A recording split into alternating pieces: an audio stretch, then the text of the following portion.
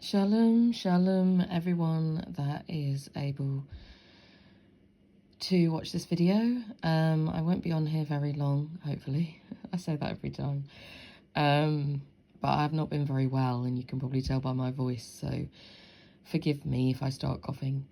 I'm resting with our Aba, and I've been reading the Word a lot to renew my spirit, my YaHUaH, in him as well. But I've just been reading a lot of the Word. I've been worshipping and praising as much as I can without getting out of breath and coughing. And I've been trying to just dwell on the positive, because I'm not great. I'm not good at feeling poorly. It's not something I enjoy in any way, shape or form. But I'm getting better at being patient with it.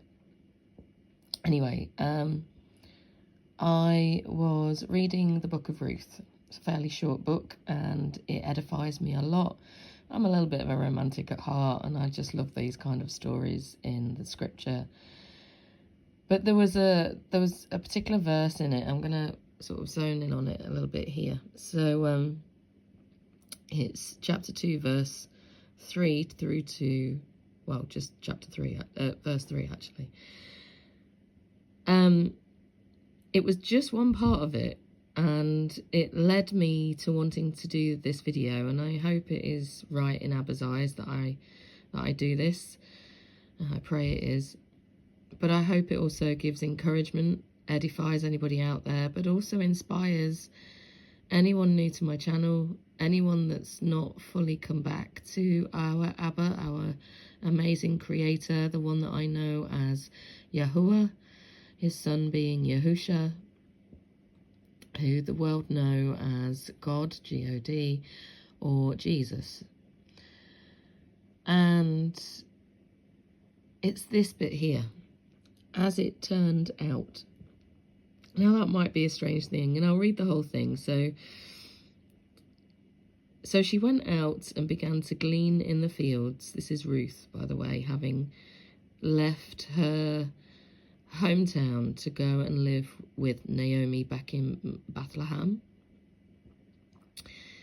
And she's a Moabitess. She's not of any of the tribes, which always stuck out to me.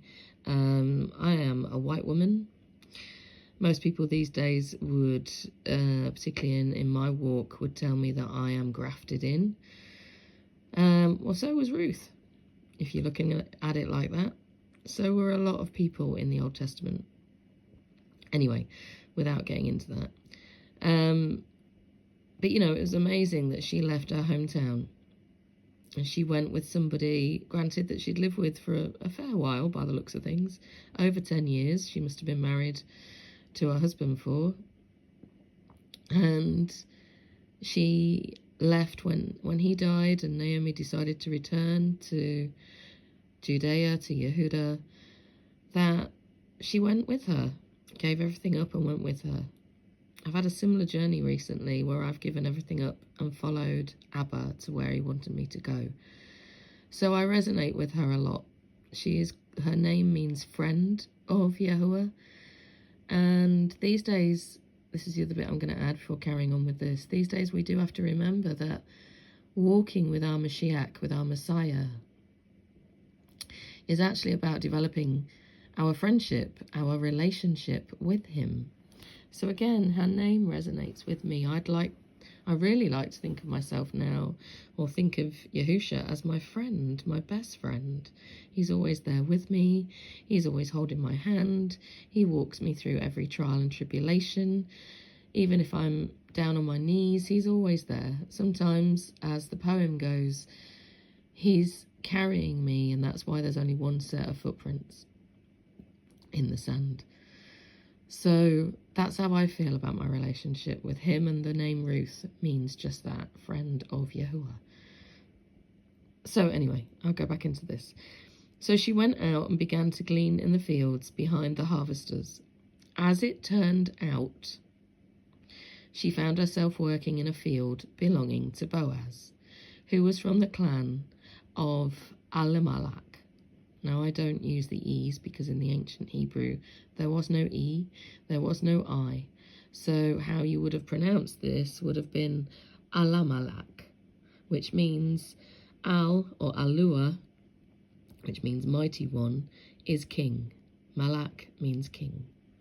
So just to give you an idea of the names and what they mean in scripture sometimes. If you struggle to pronounce it, don't worry, I do too, a lot of the time. I'm going to go back to this phrase, as it turned out. As I was reading this, I chuckled to myself because I realised, and have realised over the last longer than that really, but truly came to the realisation probably over the last 4 or 5 months, that our Aba, YaHUaH, YaHusha, God, whatever you want to call him,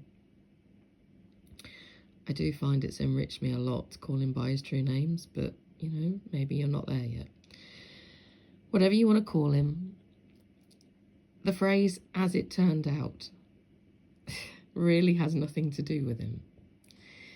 He is so intentional in what he does. He has so much influence over our lives if we let him. But even when we don't sometimes, he'll guide us back to the path that he originally meant us to go on. Now remember, Naomi was married before, and yes, she was a widow, so that meant in those times she could marry again.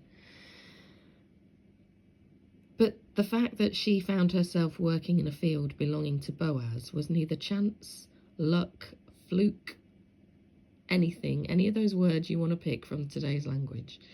It was not that. It was Abba's divine plan because, and if you don't know this, excuse me while I flick to the other page, the last few pages of Ruth. But as it says right here at the bottom, so this is Ruth 4, and it starts at 18 really because it's talking about the family line. Boaz, who married Ruth, the father of Abad, that means servant, by the way, not Obed. Abad would have been the original translation.